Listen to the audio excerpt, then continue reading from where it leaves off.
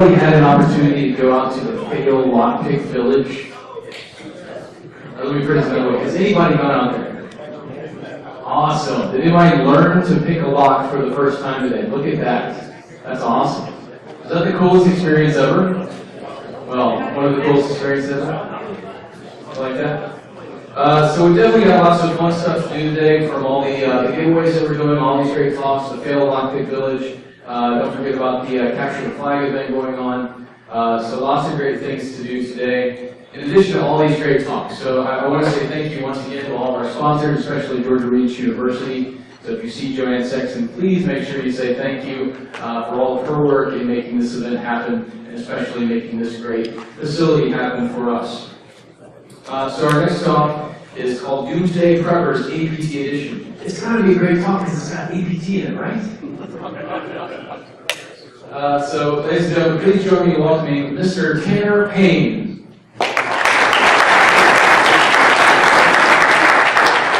Alright, thank you guys for having me. I've recently learned this is a fire talk, so get ready for a shotgun blast of information. This is about an hour-and-a-half talk, and I'm going to cram it into a third of that.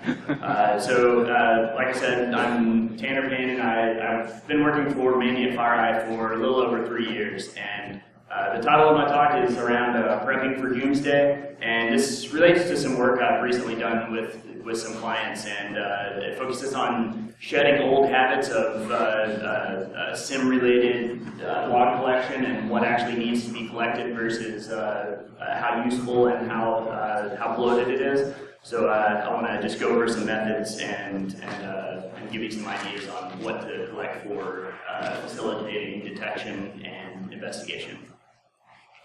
So before we get started, just to clear the air, apparently there is another T-Payne out there.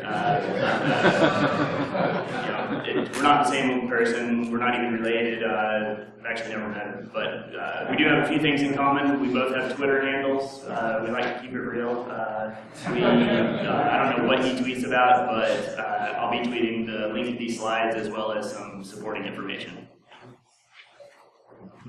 Okay, stockpiling for survival. So I've kind of made a light comparison between these two things here. So preparing for the end of the world. A lot of you have seen this show called Doomsday Preppers on National Geographic, and it revolves around they profile these whack job individuals or groups that stockpile food, water, weapons for some upcoming scenario of disaster, the end of the world as we know it, or Teotihuacan, or Shift, or there's several different names for it. But at the end, they grade these people on how they prepared for a certain scenario and how effective it would be. On the other hand, on the right, we've got preparing corporate enterprise preparing for an APT incident. It's kind of the same thing. They're stockpiling logs, events, alerts in order to facilitate some unlikely scenario that you can't really predict. So wouldn't it be nice if we could grade these guys on a similar basis that these Doomsday Preppers get graded on? So what are the common challenges to preparing this? First off, most just don't prepare at all. And this, whether it's due to ignorance is bliss or perceived resource limitations, they basically do nothing. So in the real world, that would be, I lock my front door at night, I carry a glass of water up to bed with me in case I get thirsty, and just common sense. In the corporate world, that would be, I've got a firewall, I've got antivirus, maybe I collect some logs, maybe I look at them from time to time, but again, bare minimum. Next, many of those who do try, it's an utter failure. So a lot of these Doomsday Preppers, they go through all this, they spend time, money, effort, and prepare, and then they just get ripped to shreds when they're analyzed. On the corporate side, that would be actually collecting things, collecting all this information, all this data, logs, and then when it comes to actually using them, they've been collecting the wrong stuff, or it's inaccessible in a timely manner and can't be used for investigation. So third, fortunately, there is strategic hope. So this picture is a guy named James Wesley Rawls, who's probably one of the most infamous preppers in this recent time. He has a few books out. He's got a website called survivalblog.com, and he lays out these different scenarios of what you can actually do in a real world to prepare for these disasters. On the corporate side, this would be really focusing on collecting the right information, having it accessible, and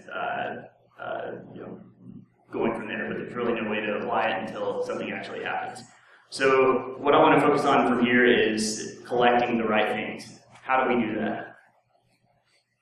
So my approach is starting with a model. So there's a lot of models out there. Everybody hopefully knows Kill Chain. It's probably the most popular. It's been around for almost 10 years. And another one is MITRE's attack matrix, and it's more of an interactive, searchable type model. And next is the Mania attack lifecycle model. So what we're going to do is take that model and then find common observable actions that occur at each stage of the attack lifecycle.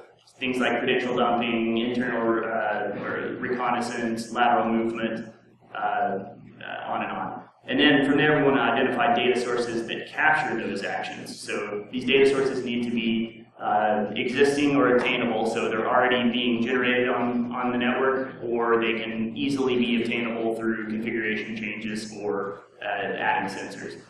Next, they need to be easily interpretable, so minimal amount of hex codes that need to be translated or arbitrary NIDs that need to be correlated, and last, they need to be self-sufficient. So within one data source, minimal requirement to correlate between multiple events within that same data source. Good example of something that's not very self-sufficient, Windows DNS logs. A lot of times you need to correlate between multiple events in order to get the source IP, the resource they're requesting, and the associated response. So what I want to do is go back up to these models and contrast two of them. So first is the kill chain. It's really focused on early detection in the pre-compromise stage. And detection is difficult at that stage, at pre-compromise, and it really requires a mature intel shop in order to be able to detect this recon weaponization, delivery, exploitation, installation stages. So I'm not knocking the kill chain model at all, but it's really focused on a different area. So on the other hand, we've got the Mania attack lifecycle model, which almost oversimplifies that pre-compromise stage into one just initial compromise. But after that, it really expands on what happens after the compromise and breaks down that stage by stage. So in a way, it almost assumes compromise. And what it allows us to do is understand that in that initial compromise, there's a huge vector of options as far as methods of attack, methods to get initial control of a host. But once an attacker has a control of that host, they've got somewhat finite options as far as how to carry out their mission. So what we want to do is exploit that set of attacker needs once they have control of the host. So remember that multicolor pyramid that we all had to learn in elementary school, the Maslow's hierarchy of needs?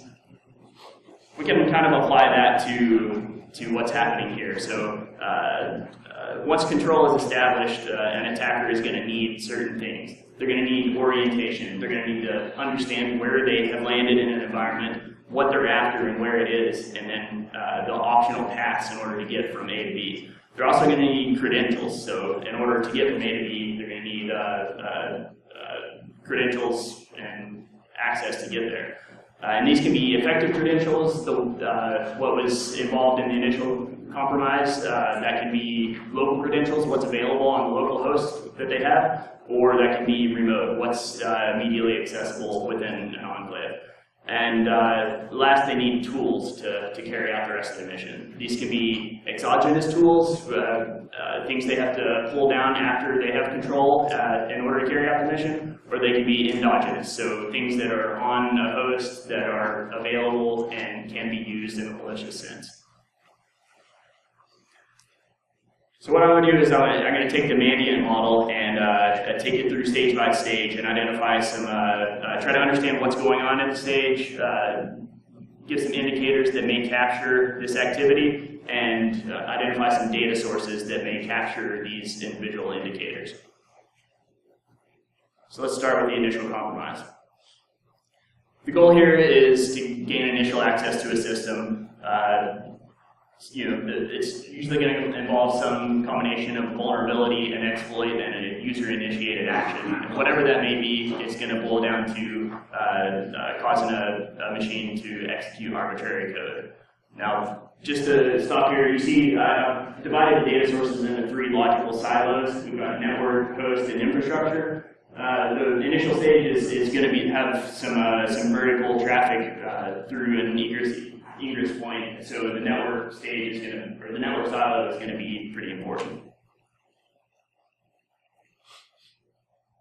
So for initial compromise, there's a diverse set of data sources we could use to capture some of this information, and it really depends on your architecture. Sometimes a firewall log is going to actually capture a domain and a source IP and some supporting information. So we see at the top under firewall, we've got a checkpoint firewall logging those things.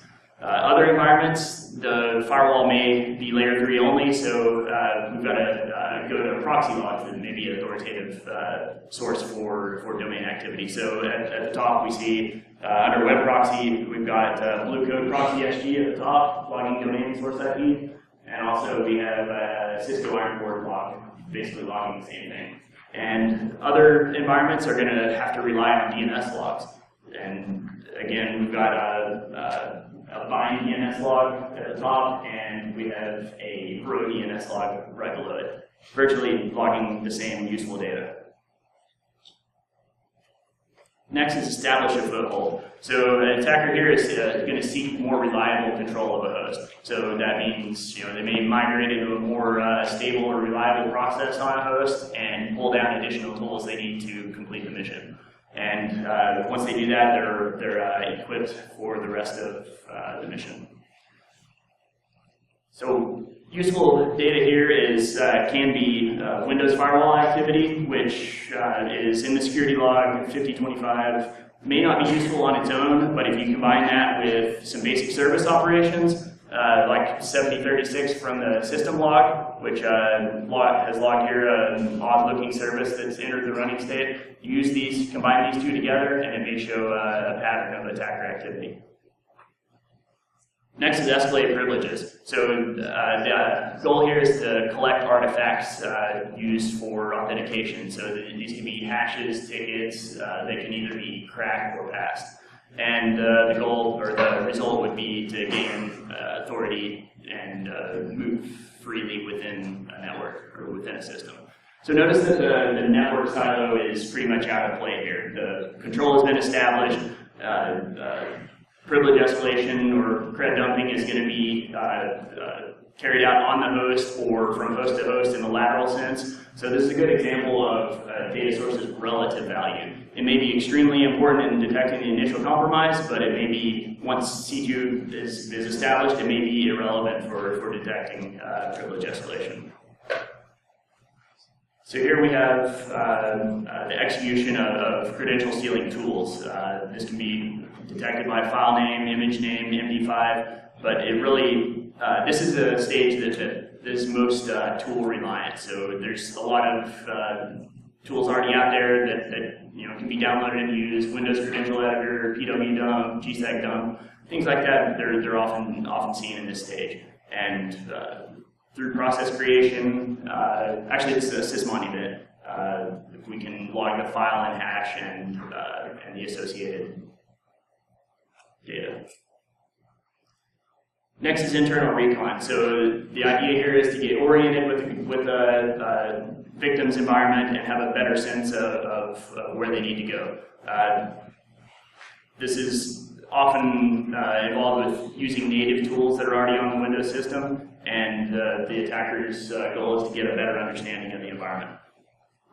This is often referred to as living off the land. So the example here we have collected by Windows process tracking logs is first they use the net command to run a net group domain controllers /admin. So this can be run by any user with domain user credentials, no elevated credentials needed. Next, he runs a net time Windows 2008 AD server. So they've got the list of domain controllers, picked one that they want to focus on, run a remote command to give me the current time on the domain controller, and then next you see command.exe that's calling task list.exe and piping the output to a log file. So this is, they've probably identified domain controllers, got what time it is, scheduled a task that's a little bit into the future, and told that task to run task list, which is also a endogenous tool on a server workstation, and piped it out to a text file. So now you've got all the tasks running on a domain controller, but you can use that to find something that's that's exploitable, or use that to hide behind something that we know is running on the system. Next is to move laterally. They want to navigate towards the target from A to B and use the valid credentials they've gained in earlier steps in order to map drives, transfer files, and access other hosts. So this is, the result would be to close in on the target and the associated data. Here I focused on map drive activity. So by enabling net logon service debug logs on a domain controller, it logs to a text file any interaction with the net logon service. So in this example, if you are moving or mapping a drive from host A to host B, using and passing in certain credentials, if host B has never seen those credentials and has them cached, then it will query the net logon service in the domain controller. And it'll give you a one-liner showing the credentials used, the source host, and the destination host. Definitely useful here. And that the OXO return code means that the map drive was successful. There's also another hex code that will show if it's failure. Next is to maintain presence. This is to ensure persistent access to targets over time, and this actions can include spreading backdoors among multiple hosts or pivoting to valid remote access. And the idea here is to maintain access, given that they've already spent a lot of time and resources getting to this point. The last thing an attacker wants to do is do something potentially noisy and get identified and remediated, and then they're back to step one. So they can be spreading backdoors to multiple hosts, pivoting to remote access, web shells, etc. So here we show scheduled task activity. Here it's captured by sysmon, and they're using the at.exe tool, which is a legacy carryover from the Windows XP days, and it's a way to leverage the Windows task scheduler to schedule a local or remote task. So here they've run system32 evil.exe on a remote host.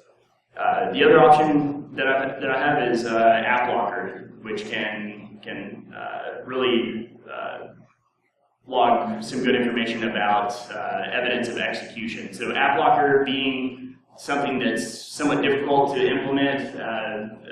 You have a policy, you implement it, it inadvertently blocks something that needs to be run. So they have this app blocker audit mode, which is for testing your policies, but it also is a great data source of looking at anything that's being executed. So in this case, we have conhost.exe being run from the environment variable system32 conhost.exe. We also have the same thing being run from windir. So that translates to see Windows system32 as task or conhost, or see Windows conhost, which if may not stand out on its own, but if you are looking at hundreds or thousands of workstations, or hosts, and you see this one instance of con host running from a different directory as the other ones, it immediately stands out as something to look into. Last is complete mission. So the idea is to extract the targeted data from the victim's network, and they do this by staging, compressing, encrypting, and transferring files out of the network. And the end goal is to actually take possession of the data they've identified. So you see the network data sources have come back into play. So another example of relative value. During some of the middle stages, the network was irrelevant. Now, since there's data actually moving vertically and leaving the network, they're back into play.